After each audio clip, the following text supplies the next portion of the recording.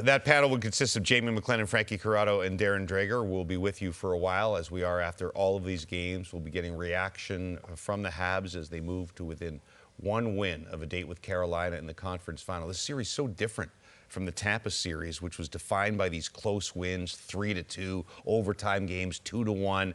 And now the 3 wins in this series, complete blowouts.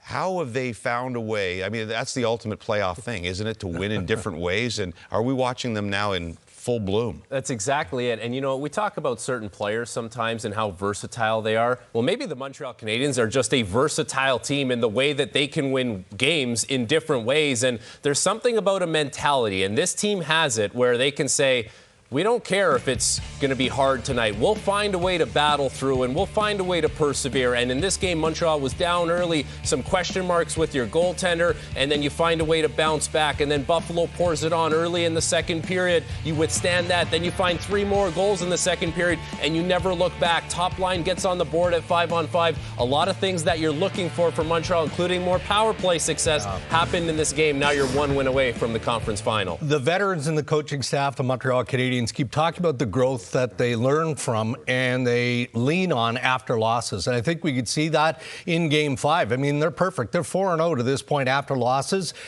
in the Stanley Cup playoffs, but you also have to acknowledge that they lost Game 4 and lost Game 6 on home ice against Tampa Bay. So I think that would be ill-advised on Saturday. Well, one word that stands out for me in this game is adversity, because both teams dealt with it. It's just how you come out of it. And the Montreal Canadiens came out of it smelling like a rose, where Buffalo, to me, halfway through the game, it's like, check, please, we're done. And it kind of unraveled. They've got to find an answer quickly going into a very hostile environment in Game 6 in Montreal. Lots more from these 3 ahead. First, let's hear from Montreal's Philip Danault. Phil, what does it say about your team's poise? It's a tough start and no one panics. Do you stick with it? Yeah, I mean, obviously a little storm at the beginning. They had the momentum since last game as well. And, yeah, we stay composed and we just stick to the plan and believe in our system, in our team. Dobes made some big save at the right time. And, yeah, just power play was huge. PK was huge, so a big team win. What was it like to see Demidov get his first playoff goal, and what do you think of his game in general? It was coming, you know, he was buzzing last couple of games, so it's only a matter of confidence sometime. And he's such a young player, but he's got so much potential and can be a big difference maker for us, so it's huge that he scored tonight. And yeah, he's been playing well all series. It's not easy to play in playoff and produce, but he definitely did the right thing tonight.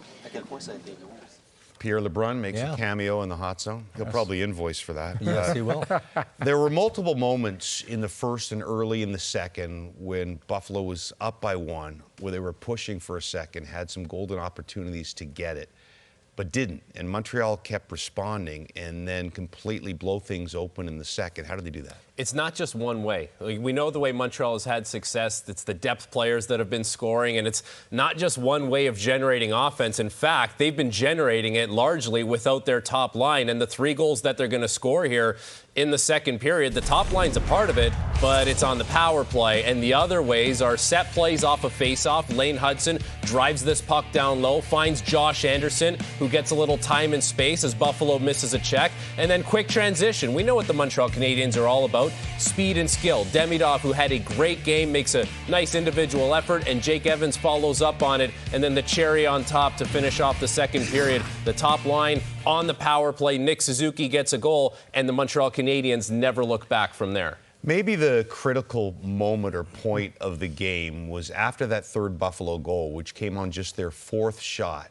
And Marty St. Louis had an instant decision to make, whether to yank Dobes. And his decision to not do anything turns out to be maybe a TSN turning point in the game. Absolute gold. But I've, as a goaltender, a former goaltender, I've seen that look from the coach where you've let in a few goals and the decision is being made on the bench whether you lift the goaltender and try and change the momentum or you stick with them. Now, Dobes didn't have a great start.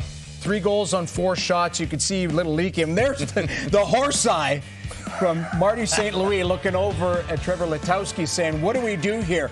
Well, Dobes responds. make some big saves at the right time. And that's all your team can ask for is stop the bleeding somehow, and we'll find a way to get back into the game. Dobes not only did that, this was an unbelievable save on Tage Thompson at the right time, at 3-2, because if that's 4-2 for Buffalo, we might have a different outcome. That was an unbelievable save. Let's hear from the Montreal Canadiens rookie goalie, Jakub Dobes. Yeah, we are a really good team, and they had my back, then I had their back, they had my back and forth, and we were just feeding off each other, and then we took a little bit of lead and hung on to it, so yeah. The save that you made against Thompson came alone against you there. How big was that for you in this particular game? I don't think it was anything big. Obviously, it was important to keep. We were only down by 1 goal, and I feel like that gave us a little bit of momentum, and then the guys responded very well. And yeah, every save for me, I try to have the same mentality after a save, just focus on the next one, and so it wasn't. I mean, it was a good save, but definitely I will keep focusing to, don't have them a bigger lead than that. Even if you have a strong mental game, when the puck is bouncing by you 3 times in 4 shots, how do you keep from allowing that to rattle you? It's a difficult thing to do. Yeah, I mean, a couple tough bounces lately, but I just feel like the one lesson I learned from today, just gotta have a better body language for the boys. Don't let them know that I'm not feeling maybe my best. So I feel like we talked a little bit during intermission. We man up in the locker room, and we were really excited. And yeah, I gotta have a better body language. So that's a lesson learned from that. Body language is a normal response though when some things go against you. So just how did you mentally reset? Just watching the replays, learning from my mistakes. Try to give the boys some chance to win, and yeah, they were unbelievable. Really happy that they stepped up when we needed to, and obviously I'm really proud of myself to not giving up and keep making saves. How can you describe the vote of confidence also from your coach, from Marty, after the third goal could have been decided? Yeah. I mean, I told him, thank you for letting me and trying to prove myself. That's a big part, have your trust of your coach, and I will never disrespect it or never, I appreciate it. And the only thing I was trying to do, just give some momentum back to the team and try to keep it tight, and it worked out. So maybe a little unlucky at the end, but definitely for most of the game I felt pretty fortunate and lucky that I could have finished the game and won this one with the team. So at the end of the day, we won, everything is good, and we are excited to go back. Thank you, Jakub.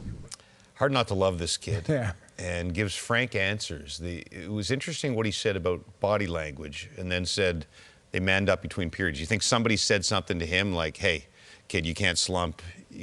Yeah, absolutely. It could be the goaltender coach comes down and says, hey, you can't wear the game. Now, we know that Jakub Dobes is extremely emotional. That's what makes him a great goaltender, because you can see how excited he is in the net.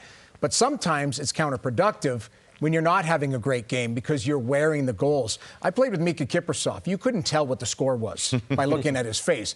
You could tell the score when I was playing because you could see the tears rolling down my eyes, you name it. But with Dobes, he's such an emotional goaltender. It works to his advantage, but in this situation, you could clearly tell that it wasn't. Especially after the third Somebody goal. might have said, the head hey, went down for sure. Let's have a little reset here, because he used the word reset. Right. And I thought that was great. And the look that Marty St. Louis has on the bench, it's very telling for a number of reasons. But first of all, we live in a world where analytics and numbers, they mean so much to us. And if you were looking at that from an analytical point of view, you would have said, it's time to pull the guy. Yeah. But that's where having like a coach's gut feel for things matters and having your pulse on things. And that's what Marty St. Louis has done so well. He's pulled all the right strings. Well, it could have been Letowski, too, who could have said that's no. why you He was looking for a little bit of help there. And you're probably talking to the goalie coach upstairs, too. That's the one thing. Letowski's wired into the goaltender, Marco Marciano, and he's probably saying, give him one more. Let's see how he responds. But almost every decision Marty's made, whether it was Marty's decision here,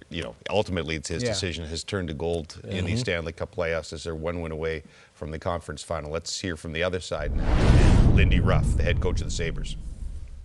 I actually thought the start of the second period was pretty good.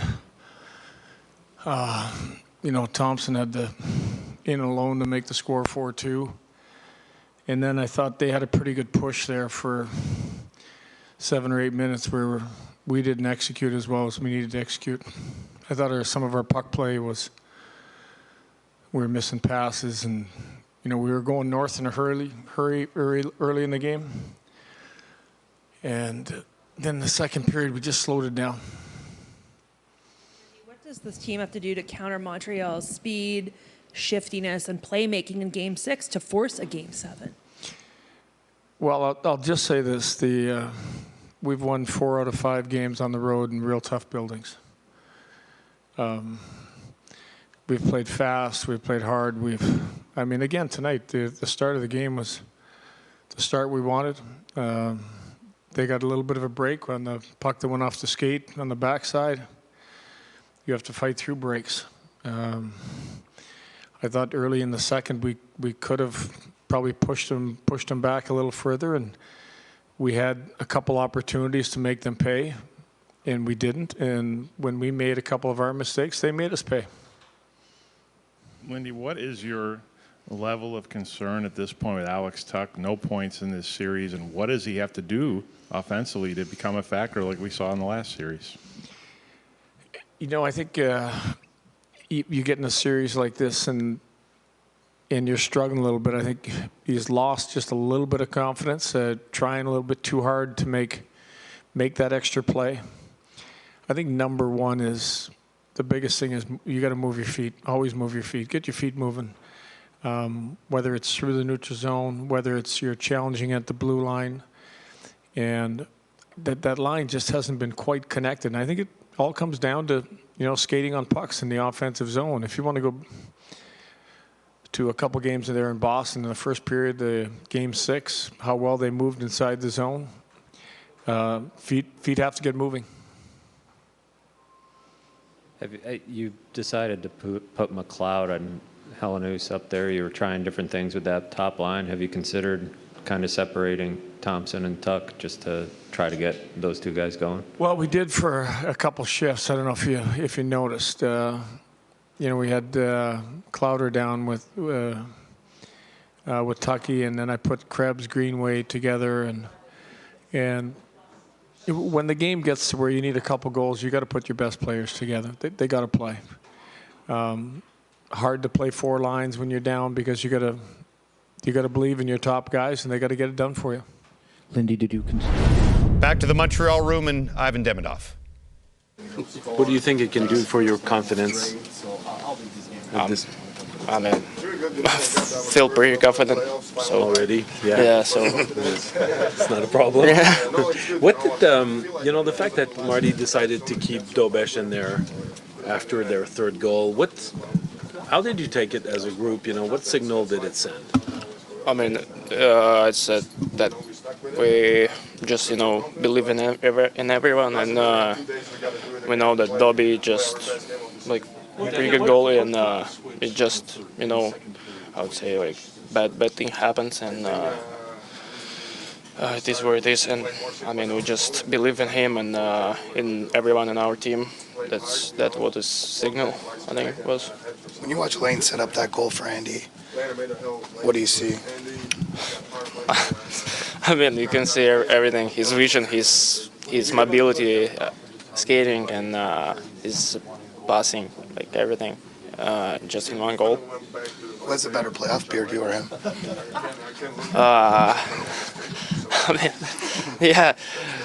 This game and probably was best for me in playoffs so far. I was talking about your beard. Oh no, I don't. Which one's better? No, he's better. I mean, he at least he has something. What did it feel like to see how excited your teammates were for your goal tonight? Oh, it was unbelievable, and I mean that's what I said before. We believe in everyone in our team, and I feel the support from our team, from everyone, and really appreciate everyone that's supporting me and like after goal cheering for me. Sorry if you've already asked this, but what did it just feel like to just? That smile wide tonight. He'd been snake bitten really most of the playoffs. 24 shots without a single goal until he scores on his 25th tonight.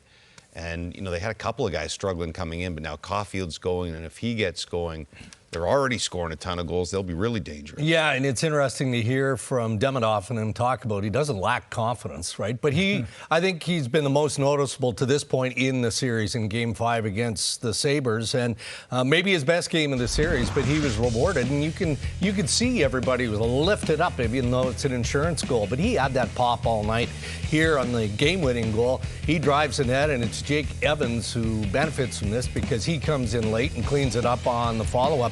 On the power play, Demidov with an absolute rocket here in the high slot. Just a perfectly placed shot that finds a way to get through 6-3. And we could see, Phil Danault hug him on the bench. Marty St. Louis went down to ice level and whispered in his ear, probably saying, look, you've been working hard the last number of games, and you're getting rewarded. Just keep it up. And you see the white tape on his stick.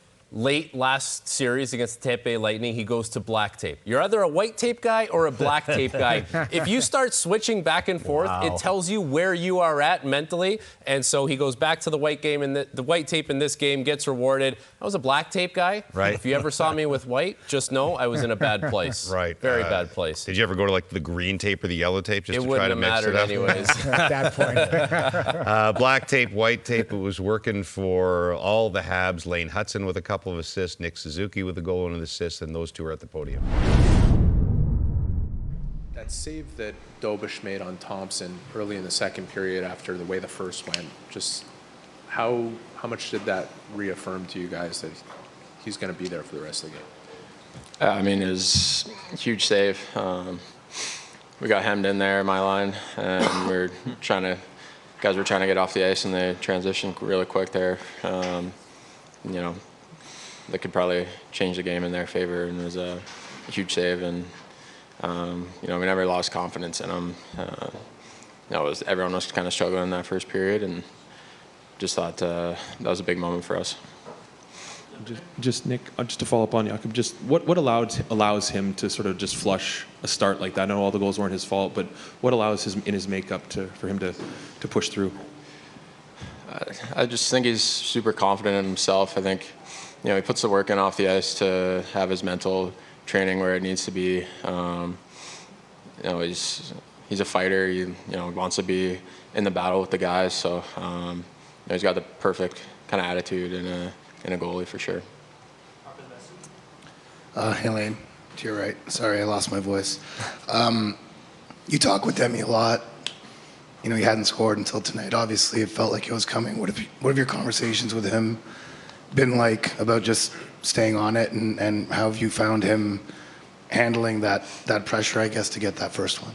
Yeah, I mean, he's such a gifted offensive player. I try to, tell him to just keep playing the same way. I mean, he was getting his chances, creating a lot for other guys, so it was only a matter of time. And I just kind of tell him, trust yourself and just play your game, and hopefully you score. But if you don't, you're generating a ton, and it's nice to see him get one for sure.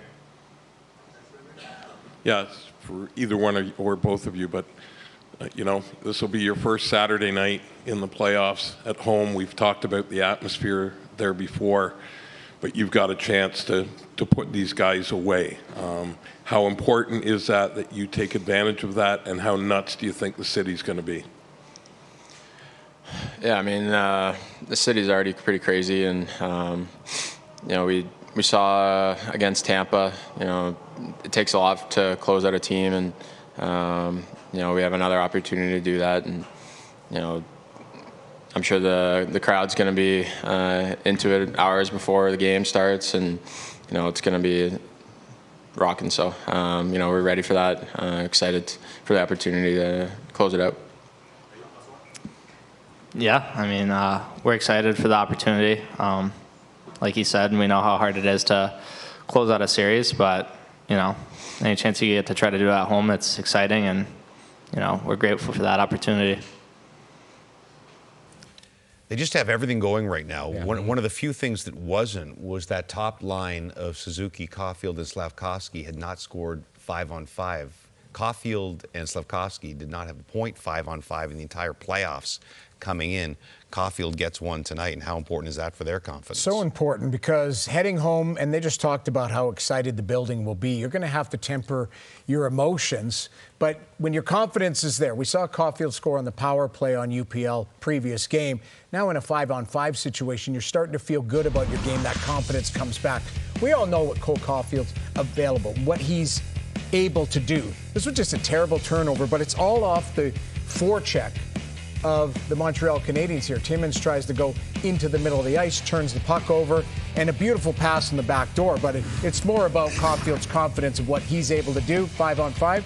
Now, heading home, let's see if he can finish it off. Well, keep in mind, this is going to be the first Saturday night home game that they're going to play in this playoffs. What was Cole Caufield all regular season long? Mr. Saturday night. Yeah. 21 goals on Saturdays this regular season. So now that things are starting to percolate at 5-on-5, maybe the timing is right for them to go home and finish this series off and continue with that. Historically, 80% of the teams that win Game 5 of a 2-2 series go on to win the series. Of course, that doesn't mean anything to the Habs or the Sabres. But, man, as they alluded to there, the city, that building, which is already the craziest building in the league, is going to be next level as the Habs try to move on to the conference final.